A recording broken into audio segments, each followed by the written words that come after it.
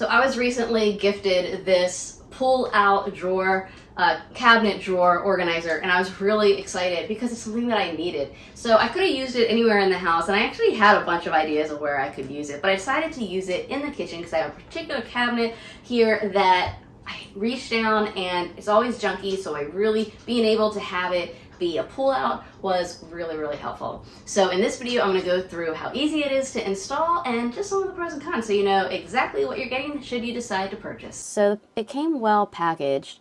It's a nice metal feel. It was actually sturdier than I thought. I was thinking it was going to be just plastic, but it wasn't. So I was really impressed with that. Instructions are really simple because it really is actually simple to put together. In regards to the sizing, it will work in a cabinet space that is between 12 inches and 18 inches wide. So my cabinet that I wanted to use in the kitchen, because I couldn't decide if I wanted to use it in the kitchen or the bathroom, but I decided to use it in the kitchen, and my kitchen cabinet was 12 inches, so it fit rather nicely.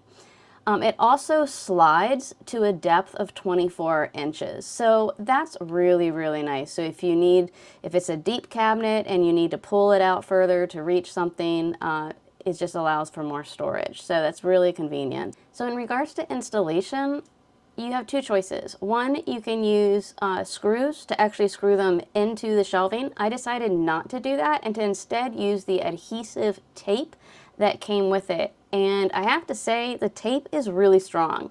Once I had it installed, I really couldn't lift it back up, so make sure that you put it where you want it the first time.